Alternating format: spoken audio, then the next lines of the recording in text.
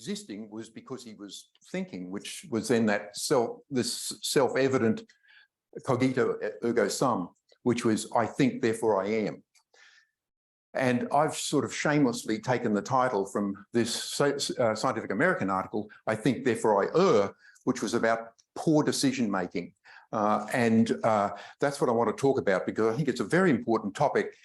So Richard Dawkins, the evolutionary biologist, said that the human brain evolved to detect medium-sized objects moving at medium speeds over medium distances on the African plain. So that's part truth and part metaphor, because that was important 200,000 years ago, because was the rustling in the grass, was that the wind, or was that a predator? And I'm about to, be lunch. So I'm going to simplify a really complex area of understanding where it is that we come adrift with respect to decision making. So our brains receive all sorts of sensory input, and then it's influenced by emotion and subjective inputs. And what the brain's doing is looking for meanings. But it uses these circuits, these innate circuits, which we'll call cognitive calculators. And they rely on heuristics, heuristics being shortcuts, mental shortcuts that we use. And the purpose of the shortcuts is to process and simplify data. So then what happens is the brain then assigns patterns and causes and meanings. So we end up with this sort of belief-dependent experience of reality. So these cognitive circuits, cognitive calculators, they're innate. They were engineered by natural selection to adapt to the middle world. We live in the middle world. And that middle world is that narrow range of reality which we judge to be normal, which is very different from the very small world, the large world, the fast world. This is where we've evolved into. But it was never really necessary for us during the process of evolution and natural selection to evolve a probability circuit, or at least a really good probability circuit. But we have these multiple circuits for language. For practical physics, we understand gravity innately. For biology, we understand the difference between an animate and inanimate object. Engineering, you don't need a manual to tell you how to use a hammer. Social psychology, even from very young age, children understand fairness and deception and trust and mistrust. We have a spatial sense. And we have a number sense. These circuits will tell us that we're able to distinguish large from small numbers. And we have a rather primitive probability sense in the frequentist. And the frequentist statistical school is where you've got a numerator and denominator, as opposed to a single probability event. There's a 25% chance of rain tomorrow. They're two very different concepts. But we're in the frequentist school. Now, these cognitive calculators or circuits, they process data of a particular type and then innately generate the determinations about that data. But the problem is they use these heuristics or mental shortcuts as a simplification strategy. But the problem is these heuristics are very error-prone, which lead us to these cognitive biases. Daniel Kahneman is a psychologist who won the Nobel Prize for Economics and spent his career in the psychology of judgment and decision-making. And he's come up with some very interesting concepts. And one of them is this mode of thinking. So we have two systems. We have a system one, which is automatic, it's fast, there's no sense of voluntary control, and then system two, which is effortful mental activity. You actually got to expend some energy to think about it. And that involves agency and choice and concentration. So let's check system one. So we look at those two horizontal lines and we say they're different lengths. So that's what system one has just told you, they're different lengths. But if you actually measure them, they're actually the same length. And that's the Muller-Lyer illusion. But that's where system one can kick in and tell you and mislead you and tell you something that is incorrect. And that's where a lot of illusions and biases come from, is because it wasn't checked by system 2. But now you know that's an illusion, then your system 2 has processed that and you've then agreed with that. But we have too much confidence in system 1, too much confidence in intuition. So I'm going to give you a little test. So a bat and ball costs $1.10. Now don't calculate this. What's the first number that comes into your head? A bat and ball cost $1.10. The bat costs $1 more than the ball. How much does the ball cost? Now, most people will say, and the most intuitive answer is 10 cents. That's what it feels good. It feels right, but it's wrong. It's actually 5 cents. And you can do the math later, but it's 5 cents. But your system 1 came up with that intuitive answer that felt right, but it was quite wrong. So we have this overconfidence in system 1 and too much confidence in intuition. Now let's circle back to our probability circuit, which is not all that good. So to test the innate sense of probability, we're going to do the Monty Hall problem. I don't know if you're familiar with the Monty Hall problem. Okay, so I'm a game show host and you're all the contestants, and behind each of those doors it's either a goat or a very desirable car. So there's one that's a very desirable car and 2 goats. I know where the goats and the car are, but you don't.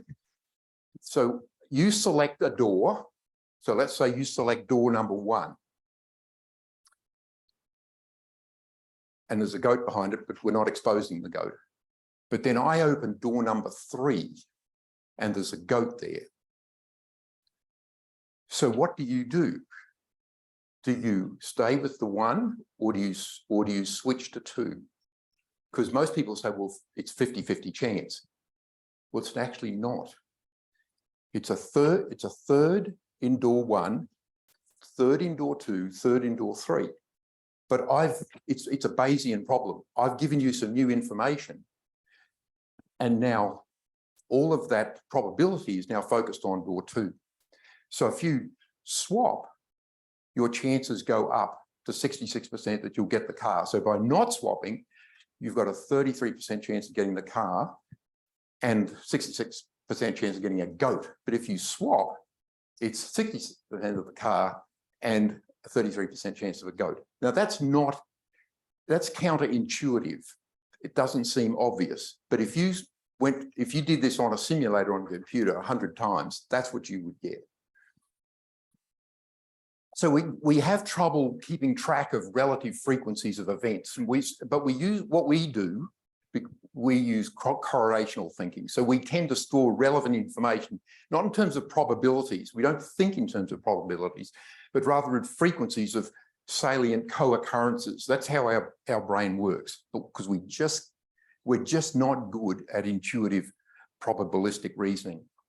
So let me talk about conditional probability, because this is where a lot of people come unstuck. We all come unstuck because we don't sort of intuitively understand it. So conditional probability is where a probability is modified by an if or given that. And when you look at a probability statement, that vertical line means given that. So when we look at p-values, you always do, all do statistical tests and derive a p-value. So the null hypothesis significant test generates a p-value, which is a conditional probability.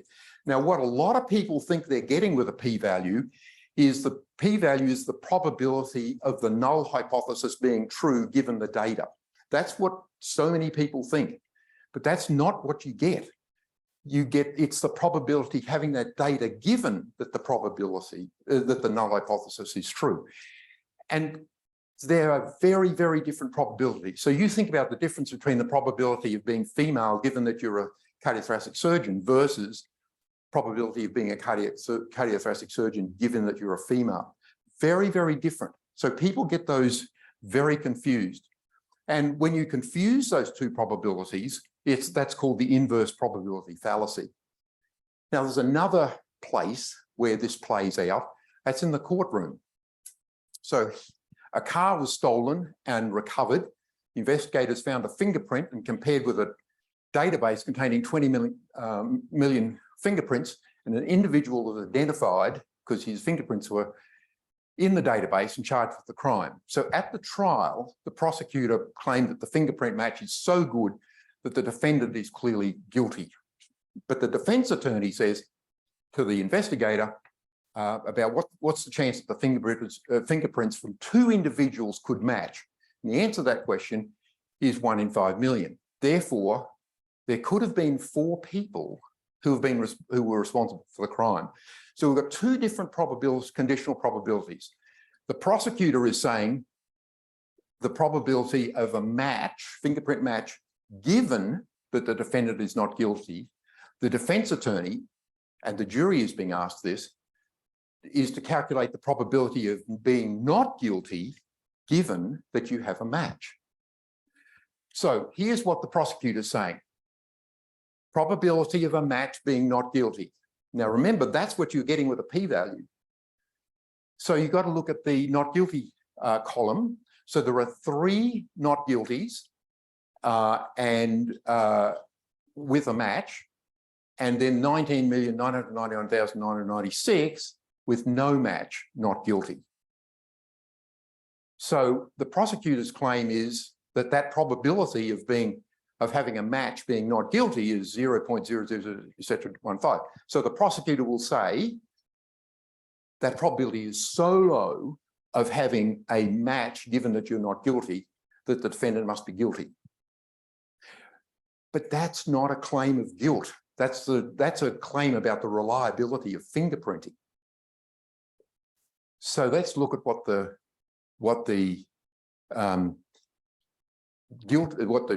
jury are looking at and what the defense attorney is saying, and that is the probability of not being guilty given you have a fingerprint match. So you can look at the fingerprint row. So there's, in the fingerprint match row, there's 1 guilty, 3 not guilty. So the probability of being not guilty given a match is 3 out of 4. So that indicates reasonable doubt and the defendant should be acquitted. People have gone to prison because of confusion over these probabilities. But it's exactly analogous to p-values. Now, and that's called the prosecutor's fallacy. Now, let's look at another probability that was completely confused and nobody realized it. In the courtroom, nobody realized it. So in the O.J. Simpson trial, the defense attorney in the defense team, Bruce Dershowitz, made the statement, only about 0.1% of wife batterers actually murder their wives. Now that is true, that's a true statement. But that's not the situation. So if G is, the husband is guilty, M, the woman is murdered, and a woman was battered by her husband, what Dershowitz said is that the probability of being guilty, given that you're a batterer, is 1 in 10,000, but that's not the actual situation. The situation is the probability of being guilty, given that a woman has been murdered and battered, is 1 in 2. So that completely went over everybody's heads in the courtroom. It was a statistician who pointed that out later. So let's move on to another cognitive bias. And this is a very interesting one. So this is in World War II, when a bomber went from England over Europe, there was a 1 in 2 chance that the bomber was going to come back. And what the military wanted to do was actually put some reinforcing on the additional armor on these airplanes. So what they decided to do is when planes landed back, they would record everywhere that there was a bullet hole on the plane. And then they decided, okay, we will put armor on all the places where there were multiple holes. But is that where you want to put the armor? You put the armor where there are no holes, because they're the bombers that are back in Europe that have been shot down. And that's called the survivorship bias. And we remember the hits, but forget the misses. We remember all the victories in the operating room, but we forget the deaths. So let me tell you a little story about that. So 40 years ago, there was a mechanical valve called the Lillehei caster valve. where I worked at that time in Australia, we put lots of these little high caster valves in. And one of the senior surgeons there made this statement: the patient, I think this is a fantastic valve, because the patients that I'm seeing in the outpatient clinic who we've put these valves in are doing so well. I think we should continue to use this valve. Now you can see the fallacy straight away. I mean, there is a reason why, attendance at an outpatient clinic is not a random event. There is a reason why people don't turn up to an outpatient clinic, which is usually because they're dead. So I then looked at 2,366 patients who had an aortic valve replacement. And I specifically looked at the event sudden death. So this is the percent free of sudden death years after operation. So there are two lines there. There's a Kaplan-Meier, and then there's a parametric, because this is a parametric equation. So that's the smooth line with the 70% confidence limits. But what you can do with the parametric model is that you can use hazard function analysis. So this is the hazard function curve, or the instantaneous risk of the event sudden death. And so there's an early phase, very high phase of risk, which merges with a constant phase of risk at around about 6 months. And it's important to do that because the risk factors that are operating in this phase, the early phase, may be very different from the risk factors you see later. And that's why in any sort of analysis of events after cardiac surgery, it's important that you make that sort of distinction, because and not lump all those risk factors together, because that gives you a false picture. So when you looked at the risk factors for sudden death, and they were different, here's the early phase of risk and the late phase of risk. But one of the variables in the late phase of risk was non-St. Jude mechanical valve. Now, there was another valve that we used at the time, which was called the St. Jude valve. But because the stability of the model became a bit unstable when I used the term Lillehei caster valve, so I had to use the converse, that is non-use of a St. Jude valve, but 87% of the valves were Lillehei caster anyway, was a very important risk factor for death. And then when you use did a prediction nomogram, so this is a tissue or St. Jude valve prediction, and this is for a mechanical valve, which are mostly Lillehei caster valve. So the Lillehei caster valve, instead of being a fantastic valve, we need to keep using it, it was in fact a risk factor for death. It wasn't too long after that that the Lillehei caster valve disappeared. But it's important that we don't get trapped by survivorship bias, because we can make all sorts of wrong decisions, not only about patients, but in this case, we would have made a wrong decision programmatically. If we've got a story wrapped around statistics, we generally choose the story and not the statistics, and we make serious error doing that. In 1989, a United DC-10 lost all its hydraulics when the rear-mounted engine exploded. And by some incredible airmanship, they were able to get this plane to Iowa and crash-landed it. There were 111 deaths, but 180 people survived it. Now, at that time, parents could have children under the age of 2 on their lap without buying a ticket, these lap children. And as the plane was coming in for this crash, there were parents asked the flight attendants who had lap children, what do I do with my children? And they said, put the children on the floor, and the children were killed. And there was a congressional hearing when the NTSB report came out. And one of the recommendations of Congress, not the NTSB, Congress, was we need to stop lap children. That all children need to have their own ticket and purchase a ticket. So the FAA dragged its feet on this because they weren't too sure that was right. And they got into all sorts of shouting matches with Congress. So eventually the FAA went away and modeled it. And if that lap children not having a ticket, not having to pay for a ticket, came into it was abolished, so all children had to have a ticket, the death rate of children would actually go up. And the reason? many parents could not afford the additional ticket and they would drive long distances and the children would be killed in motor vehicle accidents. So it's important when we've got statistics with a story wrapped around it that we don't choose the story. And of course, plaintiff attorneys know that trick very well.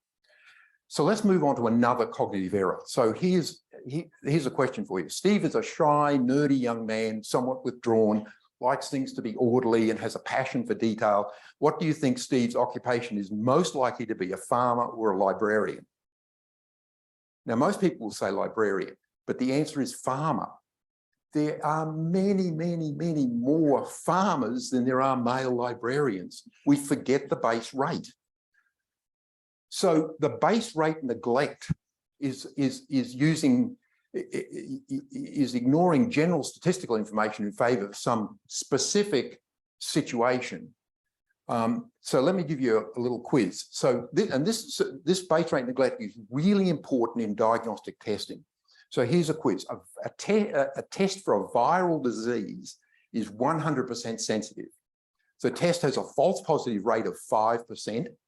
The disease strikes one person in 500 of the population. So people are tested at random. So they don't necessarily have symptoms. So they're tested at random regardless of whether they are suspected of having the disease. And a person's test is positive. What is the probability of this person having the disease? Now, this quiz was given to a whole bunch of medical students and junior doctors. The most common answer was 95%. So the sensitivity minus false positive rate. That sort of sounds reasonable. Now, you can do this with a Bayesian equation, or you can just simply use natural frequencies. So let's just use natural frequencies. This is a sort of easy way. So let's start 500 individuals, one virus positive. So that's a true positive. So there are 499 virus negative. Remember, it's a 5% false positive rate. So there are 25 false positives, 474 true negatives. So so this is a conditional probability. What's the probability of being virus positive given you have a positive test? So the solution is the true positives over all of those with a positive test. So that's the true positives plus the false positives, which is 3.8%. Very different from 95%. That's because the base rate was neglected. Let's go to another cognitive error we frequently fall for, and that's regression to the mean. So Daniel Kahneman, who I mentioned wrote the book Thinking Fast and Slow, was teaching flight instructors in the Israeli Air Force, and he described the principle of skill training, and that is you reward pilots for improved performances. And he says that's much better than punishing people or criticizing people for mistakes. But a very experienced instructor said, no, that's not true. It's the opposite of that. So here's in the vertical axis is the quality of the flight, of the routine. And then this is flight number on the x-axis. So here we've got a really good routine, and the pilot is praised for it, but the next time he flies, the performance drops. And here, a poor routine is criticized and the performance rises. That's regression to the mean. So it's exactly the same as rolling dice. Or it could be the stock market, but it's exactly the same principle. So regression to the mean, if a variable is extreme on its first measurement, it will tend to be closer to the average on its second measurement. So to understand regression to the mean, you need to understand correlation. So the correlation between two measures is the relative weight of the factors that they share. So this is the correlation between the consumption of bottled water and the incidence of measles. So neither share any factors. So there's absolutely no correlation. And remember, correlation is that measure of the weight of shared factors, and it ranges between +1 and -1. So here's the temperature, the correlation between temperature in centigrade and Fahrenheit. And of course, it's a perfect correlation because both factors depend on the same factors. So this is the human height versus weight. And there is some explanatory power between the two phenomena. So they do share some factors in common. But whenever the correlation between two scores is imperfect, there will be regression to the mean. So let me give you a quiz. A town is served by two hospitals. The larger hospital, 45 babies are born every day, and the smaller hospital, 15 babies are born every day. And it varies from day to day. For 1 year, each hospital recorded the days on which more than 60% of babies born were boys. So the question is, which hospital do you think recorded more such days? The most frequent, so either the larger hospital, the smaller hospital, or about the same. So they're within 5% of each other. So most people choose 3. That is, the larger and smaller hospitals are the same. But the correct answer is 2, the smaller hospital, because you're much more likely to be that variation. So think about it. The way to think about it is, what's more likely, getting 60% heads on 3 flips or 60% on 3,000 flips? So it's because it's exactly the same phenomena. And it's related to the law of small numbers. So the bias in the law of small numbers is an insensitivity to sample size, because random events do behave in a highly regular fashion, but extreme outcomes are more likely to be found in small rather than large samples. And the principle of regression to the mean says that as the sample size grows, then larger results are going to converge onto a stable frequency. So we make lots of errors to the mean.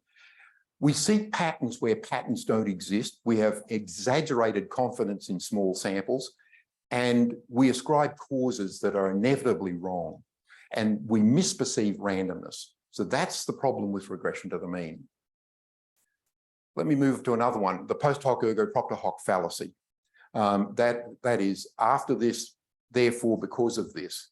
That's how it translates, which means if you've got event A and B, you can't apply causality, because we often think that B is caused by A, which it rarely is the case. The Romans and Greeks knew about this thousands of years ago, but it doesn't seem to have penetrated local medical news, because we get all this sort of stuff that starts with a post-hoc ergo propter hoc fallacy. That is, coffee drinking associated with pancreatic cancer, and high glycemic index, that is the speed with which glucose rises when you consume carbohydrates, is associated with lung cancer. And that's important because people with chronic obstructive lung disease were told about glycemic index. In fact, Mehmet Oz was responsible for pushing this line, and it was totally spurious. It all started with the post-hoc ergo propter hoc fallacy.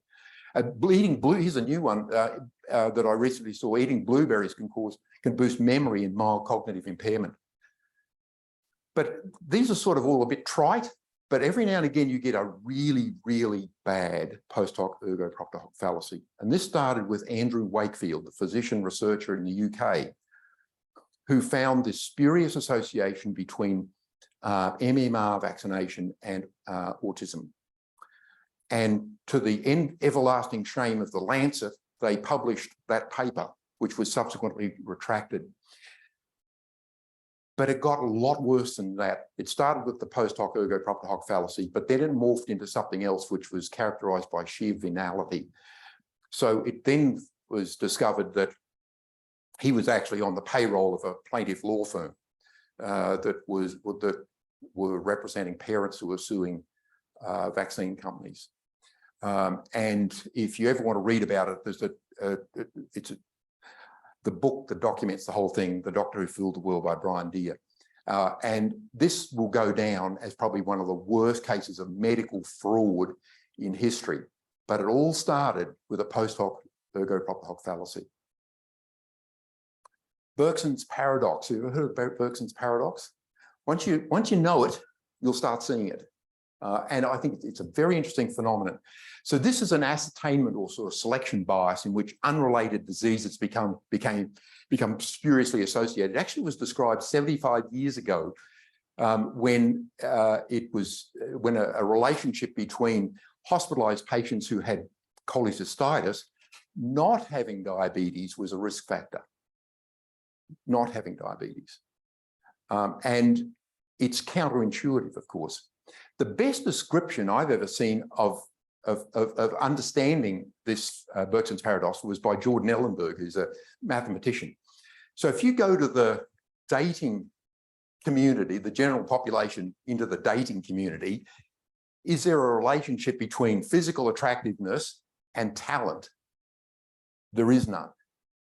But you take this into the celebrity dating pool, right? Because it's unlikely that a celebrity is going to be either untalented or not physically attractive or both. Then you take all those data points out and you end up with that. So you end up with a spurious association. And that's the basis of Berkson's paradox. Now, this is an example of how Berkson's paradox played out. So this is a study that came from Canada looking at helmet use in motorcyclists and the severity of injury. So on the left-hand side here are all these indexes of injury. So arrived by air ambulance, triage urgency, concussion, transfusion, hospital admission, etc. In all 9 of those cases, the injury severity was less if you were not wearing a helmet. That makes absolutely no sense. The reason why that occurred, though, is because they didn't look at the patients, the cyclists at the roadside. Those that died at the roadside because they weren't wearing a helmet, and those that were wearing a helmet and had a minor injury and didn't end up in the emergency department. So you can see how Berkson's paradox can play out in that sort of false, spurious study. So if you look at it, look at this as it should have been done. This is now hypothetical. So these are the observed crashes. These are the patients that end up in the emergency room, not looking at the unobserved ones, the ones that are either died at the roadside or had a minor injury who were wearing a helmet. And then when you combine them all, if you just look at the observed crashes, you see the relative risk is 1.52. But if you put them all together, then the relative risk becomes 0.76. That's as it should be. How doctors think. All medical students should read this book because the way that they're trained is very different from how you perform when you finish medical school. So medical student bedside rounds, they're a deliberate linear analysis of clinical information. But real life medical decision making is very different. So when doctors see patients, it pivots on pattern recognition, and that occurs within seconds. And it doesn't occur by a linear step-by-step combining of cues. So a doctor will have about 2 or 3 possible diagnoses running around in his or her head at the beginning of the meeting with the patient. And then the heuristics kick in, which is then, of course, open to all these cognitive biases. So there are lots of cognitive biases that we make in our diagnostic reasoning. For example, availability bias. So here's a patient with a swollen leg. The doctor happened to have seen a myosarcoma of the ankle, of the calf some months ago. So it's a natural tendency for that diagnosis to have stuck.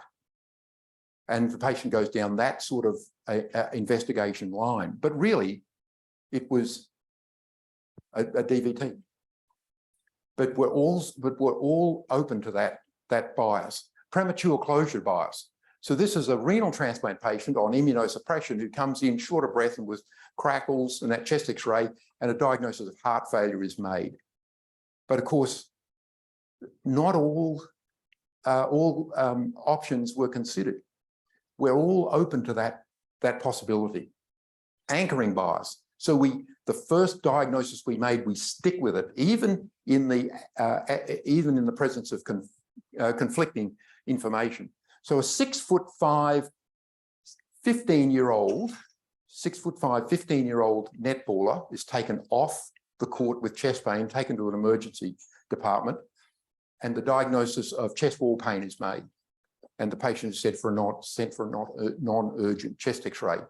While waiting for the chest X-ray, the patient becomes hypotensive, but the diagnosis of chest wall pain is not revisited.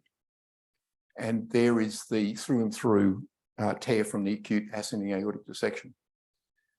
So so you can see how important that sort of anchoring bias can influence the lives of patients. Framing bias. In other words, the framing bias is the situation that in which a patient is presented to us. For example, here's a patient who has a psychiatric illness and deteriorating psychiatric symptoms and is admitted to a psychiatric hospital. But all the lines of investigation went down the pathway of a psychiatric investigation. But that was the reason, the big left atrial myxoma. Attribution bias, which is negative stereotyping. So a very busy emergency room, a patient is unconscious, smelling of alcohol, comes in. We have that. There is the possibility we're going to say this is just another drunk, but we miss the extradural hematoma from the fall down the stairs. When we make decisions is also important. What our emotional situation, our satiety, our tiredness is important. This is a study of looking at the results of a parole hearing before judges. On the horizontal axis is time, vertical axis is proportion of favourable decisions made in favour of the parolee. The vertical dotted line is meal time. So you see what happens? The judges get hungrier and hungrier, and the number of decisions in favour of the parolee decrease substantially. So I'd recommend, if any of you are coming up for parole, you take in a seafood platter with you. So why do we make erroneous decisions? We prefer stories to statistics. We seek to confirm. We don't listen to information that does not confirm. We should be listening to contradictory information. We rarely appreciate the role of chance and coincidence in life. Life's not that deterministic. We misperceive our world, we oversimplify, and we have very faulty memories. So that leads us into this folk numeracy, where we have this natural tendency to misperceive and miscalculate probabilities because we don't have a good probability circuit. We think anecdotally instead of statistically, and we let powerful stories trump data. And we focus on and remember short-term trends and short number runs. We remember meaningful coincidences. So what can we do about it? Well, we can't overcome our innate hardwiring, but there are some things we can do. Thinking is skilled work. Just as it takes skill and training to be a surgeon or a pilot or a violinist, you have to work at thinking. You have to be a skeptic. You have to live your life as a skeptic. Take a skeptical and critical approach to everything you see and hear, and accept how much we don't know. We need to live with shades of grey. The world is not black and white. We have to be able to live in the grey world. And remember the role of randomness. Don't forget the base rate probability. Remember regression to the mean. Don't get lost in a story, and proportion the extent of belief to the extent of the evidence for that belief. Thanks very much. I'm going to bring in something that's a little contentious. It's kind of topical right now, but I think it has potential to really affect the way we look at medical studies, and that is the role of artificial intelligence and what it may do to help us provide the correct feedback from one that we want to put in a paper, because there are lots of ways to come up with a statistic, so to speak, and using multiple computer algorithms might be able to provide that a lot quicker than redoing certain statistics, taking a certain subgroup analysis out of conclusions, etc. You got any thoughts on that? I do. And it all comes down to the big problem we face in medical research, and that is replication. We have a real replication problem. If you've got a statistical test of some data and the p-value is 0.05, if you repeat the study, what's the likelihood that you'll get 0.05 or a smaller p-value?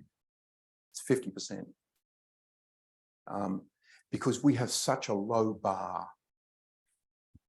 We've set the bar at 0.05.